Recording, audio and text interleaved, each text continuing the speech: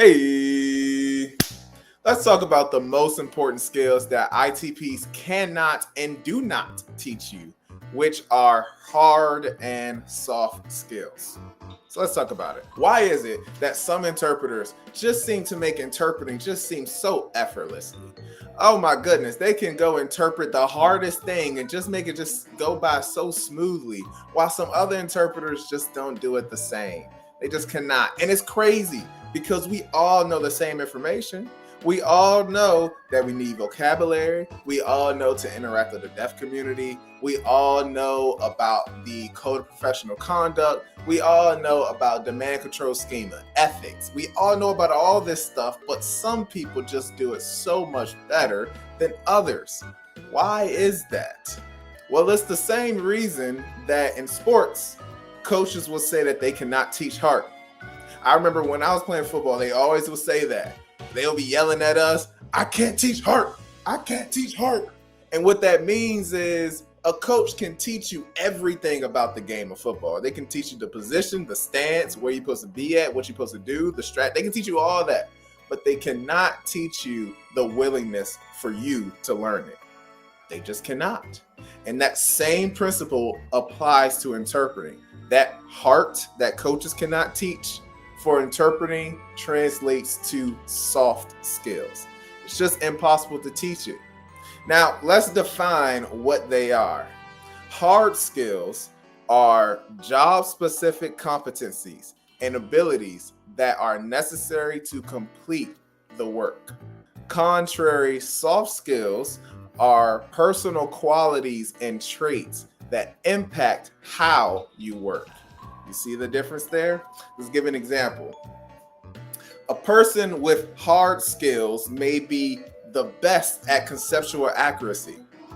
But if your soft skills aren't there, you might show up with clothes as wrinkled as a raisin. It just won't be a good day for you. Or maybe you're the best voice interpreter in the world, but you have no soft skills, so no one wants to work with you because you're a freaking jerk. Did you ever think that maybe there's more to life than being really, really, really ridiculously good looking? I digress.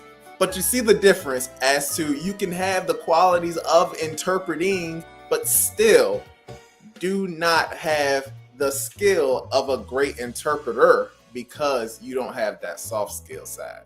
This happens all the time.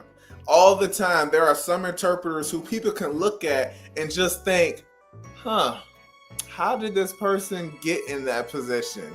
Maybe they're not the best, but they are the best. They are the best. They are the best.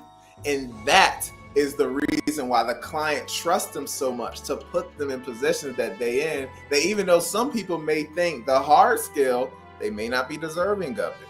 That trust is quintessential when dealing with this profession of interpreting. And those soft skills are inherently important that just you have to learn as an interpreter.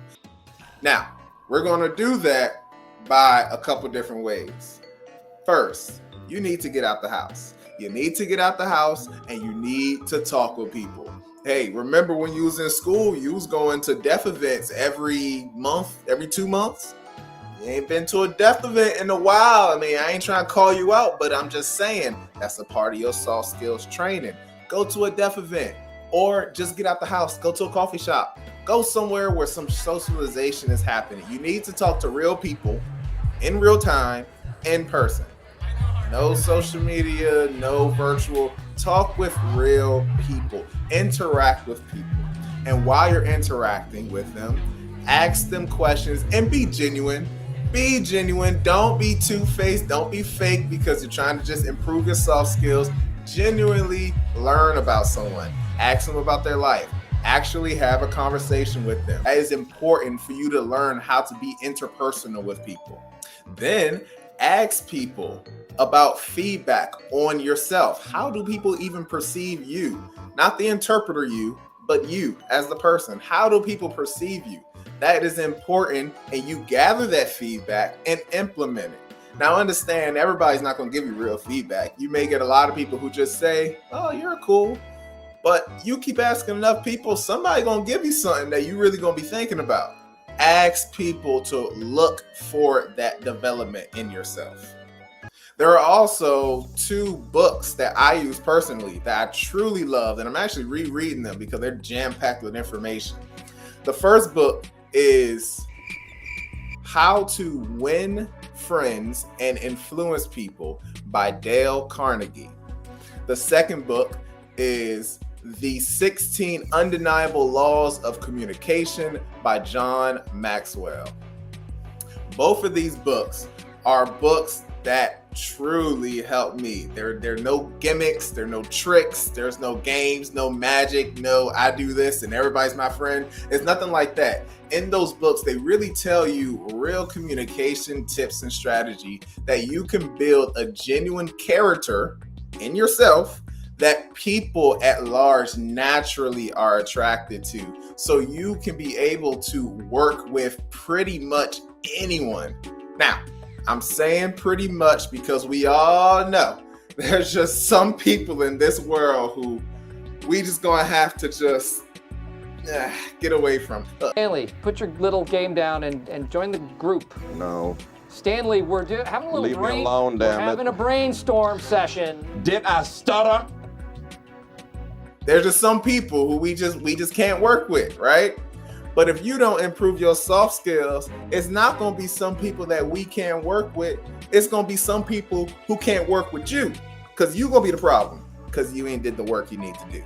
All right. So that's what we're going to do now. We're going to improve our soft skills as interpreters, which is going to make our interpreting product that much better. So when you're out and you're doing your interpreting practice, don't only focus on the hard skill. Because if you do, you may be the best in the world, but no one's going to want to work with you because you have the personality of a lemon. And we all know what happens when we try lemons.